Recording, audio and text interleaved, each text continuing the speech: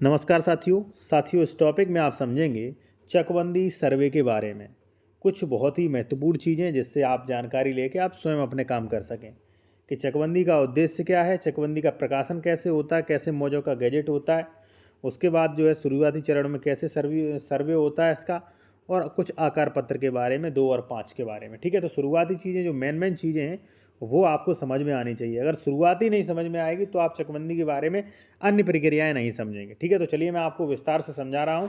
और देखिए साथियों, अगर आप किसी भी मैटर पर विशेषज्ञ द्वारा कानूनी सलाह लेना चाह रहे हैं तो हमारा कॉन्टैक्ट नंबर वीडियो के डिस्क्रिप्शन में मिलेगा। ठीक है ना, आप कमेंट्स में मैसेज ना करें, वीडियो के डिस्क्रिप्शन चेक करें, वहां पे नंबर दिया गया होगा, फीस भी बता दी जाएगी। साथियों, सबसे पहले फर्स्ट पॉइंट है कि चकबंदी एक्ट 1953 जो है वो एक्चुअली क्या है। ठीक है, देखिए ये एक्ट जो है वो उत्तर प्रदेश विधानसभा में पारित हुआ था।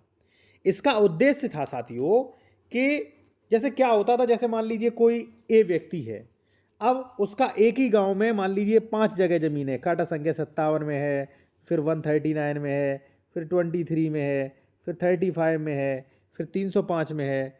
ठीक है, यहाँ पे है तो नॉर्मल अभी भी होता है। अब देखिए इनका जो है ए व्यक्ति का ज़मीन जो है वो 6 जगहों पे है। अब ये बेचारा पानी के संसाधन, कृषि के संसाधन जो है वो कहाँ कहाँ जुटाएगा, बेचारा नहीं जुटा पाएगा। तो उसको ध्यान में रखते हुए सरकार जो है वो लाई चकबंदी एक्ट कि इनका पूरा उठा के जो है वो केवल 2 या 3 जगह में समेट देगी, जिससे संसाधन अच्छे होंगे और कृषि को जो है बढ़ावा मिलेगा। ठीक है ना, तो इसलिए ये चकबंदी एक्ट 1953 जो है वो पारित हुआ। इसका मूल उद्देश्य यही है। ठीक है, चकबंदी के फायदे क्या है, तो देखिए चकबंदी के उद्देश्य जो है वही है कि भाई जैसे मान लीजिए जो भी जिनका जिनका भी मान लीजिए 10-10 टुकड़ों में खेती है, उन्हें इकट्ठा करना, एकत्रित करना, और फायदे यही है कि भाई संसाधन वगैरह जो है वो जुट जाएंगे। ठीक है, अब थोड़ी एक चीज मैं आपको बता दूं कि कई लोग बंदोबस्त सेटलमेंट, चकबंदी को बंदोबस्त सेटलमेंट माना गया है। मैं थोड़ी एक चीज मैं आपको बताना चाहूंगा साथियों कि एक्चुअली होता क्या था कि लगभग 35-40 साल पहले राजस्व में एक बंदोबस्त प्रक्रिया होती थी जो 40 साल बाद होती थी। ठीक है, तो उसे खत्म करके एक पूरा चकबंदी नियम ला गया। बंदोबस्त में भी यही होता था कि भाई 40 साल बाद जो है मान लीजिए कई कई टुकड़ों में खेती हो जाती थी लोगों की, तो उन्हें इकट्ठा कर दिया जाता था। ठीक है ना, तो बंदोबस्त की जगह आ गया है भाई ये चकबंदी। ठीक है, अब चकबंदी की प्रक्रिया कैसे जारी होगी, कैसे जो है गांव किन का, कौन कौन से गांवों का जो है प्रकाशन किया जाएगा, किन किन गांवों में चकबंदी आएगी, कैसे आएगी, क्या प्रक्रिया है, तो उनके बारे में समझ लीजिए। उससे पहले मैं आपसे कहूंगा कि जो जूनियर एडवोकेट हैं, या मान लीजिए जो लोग अपनी कानून में जानकारी अच्छी रखना चाहते हैं, या मान लीजिए कई बार उन्हें स्टे के लिए, आदेश स्थगन, अवैध निर्माण हटवाने के लिए, दाखिल खारिज रुकवाने के लिए, दाखिल खारिज कैंसिल, रजिस्ट्री कैंसिलेशन, सीमांकन, बंटवारा, ठीक है ना, संशोधन, घोषणात्मक वाद, कैविएट, एफआईआर, तो ये सारी आपको ड्राफ्टिंग जो है वो इसमें मिल जाएगी। जो भी जूनियर एडवोकेट हैं वो उसे ले सकते हैं। कोर्ट ड्राफ्टिंग एवं नियम ई बुक, इन सारे नियम प्लस ड्राफ्टिंग कैसे आप दावा करें, सब कुछ मिल जाएगा इसमें ये चीज़। ठीक है, व्हाट्सएप नंबर ये दिया गया है, इसका स्क्रीनशॉट ले लीजिए, आप देख लेना बाद में क्या क्या मिलेगा। अगर अच्छा लगे आपको कि हाँ ये जानकारी मुझे अच्छी लगी, कुछ मिल सकता है, तो आप व्हाट्सएप पे मैसेज करके ये ले सकते हो। ठीक है, फीस ये है। तो अब हम कहाँ थे कि चकबंदी का नोटिफिकेशन किन किन गांवों में शुरू होगा। देखिए इसके लिए जिम्मेदार होते हैं आपके कलेक्टर। ठीक है, देखिए कलेक्टर का ये दायित्व होता है कि वो देखें कि किन किन गांवों में चकबंदी की आवश्यकता है। अब देखिए अभी भी कई ऐसे गांव हैं जहां पर पहली बार भी 1964 में, या मान लीजिए कभी भी 1964 से चकबंदी नहीं हुई है। ठीक है, मतलब ये चकबंदी एक्ट बना है तब से उसमें चकबंदी हुई नहीं। कई गांव है, हमारा खुद का गांव ऐसा है जहां पर कभी चकबंदी हुई नहीं। अब मैं आपको बता दूं, एक एक व्यक्ति के कम से कम 15-15 जगह खेत हैं।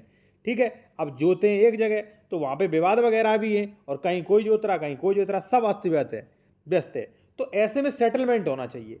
ऐसे में क्या होगा, मान लीजिए जो भी राजस्व अधिकारी हैं, ठीक है, उनके द्वारा कलेक्टर जो है वो सूची मतलब तैयार करने को कहेंगे, वो सूची जो है वो कलेक्टर खुद ही देते हैं। ठीक है ना, मतलब जिले के कई मौजों में जहां पर चकबंदी होनी है वहां की पूरी सूची जो है वो उठा के कलेक्टर भेजेंगे। फिर सरकार जो भी अधिकारी हैं वो इस पर विचार करेंगे। अगर वो जरूरी समझते हैं तो उन गांव के चकबंदी में मान लीजिए जो है नोटिफिकेशन जारी कर दिया जाएगा। वो गांव नोटिफिकेशन गैजेट होने के बाद वो गांव आ जाएंगे आपके चकबंदी में। तो कौन देता है भाई? कलेक्टर। अब देखिए कहीं ना कहीं कलेक्टर जो हैं, प्रधान हैं, लेखपाल हैं, या मान लीजिए अन्य आम जनता है, आम जनमानस है, उनकी शिकायतें या उनकी परेशानी, या मान लीजिए जब उन्हें पता चलेगा तभी तो वो भेजेंगे, तो इन्हीं के द्वारा यानी कि कलेक्टर भेजेंगे। कलेक्टर की सूची पर विचार किया जाएगा। अगर उन्हें सही लगता है तो कुछ गांव में जो है वो गैजेट कर दिया जाएगा, प्रकाशन कर दिया जाएगा, भाई ये गांव चकबंदी में हैं। अब प्रकाशन हो चुका है, अब क्या होगा? जब साथियों प्रकाशन हो चुका है तो शुरुआत में ये होगा वहां पे कि प्रकाशन के बाद चकबंदी विभाग, चकबंदी अधिकारी जो हैं शुरुआत में राजस्व से सभी रिकॉर्ड, खतौनी वगैरह वहां से ले लिए जाएंगे और जो वो गांव है वो हैंडओवर कर दिया जाएगा डाटा। कहां पे? चकबंदी विभाग के लिए। क्योंकि भाई चकबंदी तो देखेगा, अब उसकी खतौनियां वगैरह राजस्व में तो कुछ रहा नहीं। अब चकबंदी होनी है तो चकबंदी वहां पे जो है शुरुआत होगी और पूरा डाटा कहां चला जाएगा? चकबंदी के यहाँ। शुरुआत चरण में क्या होगा साथियों कि शुरुआत चरण में जो है होगा फिर ग्रामों में सर्वे। अब सर्वे में क्या होगा? पहले तो ये होगा कि भाई उस चकबंदी जो भी मान लीजिए विभाग के अधिकारी हैं वो गांव में सर्वे करेंगे, जैसा का तैसा है। जैसे मान लीजिए सर्वे करेंगे, जैसे मान लीजिए उसमें किसमें कितने पेड़ लगे, किसमें कृषि हो रही है, किसमें कृषि नहीं हो रही है, कौन कितना आबादी है, ऊंचा है ज़मीन की नीचा है, मतलब रकबा ज़्यादा तो नहीं है, कितना ज़्यादा है, कितना कम है, ठीक है ना, पेड़, समतल, पानी भरा है, सब कुछ जो है वो है सर्वे होगा। अब सर्वे किस में होगा? सर्वे के अनुसार जो है तैयार होता है साथियों आकार पत्र 2A। लेकिन वर्तमान में जो चकबंदी हो रही हैं उनमें आकार पत्र 2A नहीं बनता है। वो लोग अपने रजिस्टर तैयार करते हैं। रजिस्टर में वो सारी चीज़ मेंशन होती है। उसमें जो रजिस्टर में जो है उसमें रकबा लिखा जाएगा, पेड़, फसलें, ठीक है, पानी का साधन, सब कुछ उसमें जो है उसमें मेंशन होगा जो जो उन्होंने सर्वे किया है वो, ठीक है। उसके बाद साथियों बनेगा पर्चा 5, ठीक है। तो आज की जानकारी जो हम देना चाह रहे हैं वो आपको देना चाह रहे हैं शुरुआती सर्वे तक ओनली, ठीक है। अब ज़्यादा आपको समझाएंगे तो चकबंदी एक्ट बड़ा एक्ट है, कुछ भी समझ में आपको नहीं आएगा। तो आज आप इतना ही समझिए और मुझे लगता है इतना जो भी आप समझे हैं वो काफ़ी इम्पोर्टेंट है। और फिर भी मान लीजिए कई लोगों के कई डाउट्स होंगे, ठीक है। तो आप जो है साथियों कॉन्टैक्ट नंबर हमारा वीडियो के डिस्क्रिप्शन में मिल जाएगा। और अगर आप ई बुक लेना चाहते हैं तो ई बुक लेना चाहते हैं ले सकते हैं और इस चैनल को ज्वाइन भी कर सकते हैं चकबंदी क्लासेस के लिए या अन्य जानकारियों के लिए, ठीक है जी। धन्यवाद इसी के साथ साथ, ठीक है साथियों। तो इन सारी चीज़ों के बारे में जो है मैंने बता दिया है। अगले वीडियो में हम आपको बताएंगे पर्चा 5 के बारे में, ठीक है, जिसे आकार पत्र 5 भी कहते हैं। और आकार पत्र 5 के बारे में विस्तृत वर्णन करेंगे हम, ठीक है, कैसे न्यायालय में कार्रवाइयाँ अवेट की जाती हैं उनके बारे में।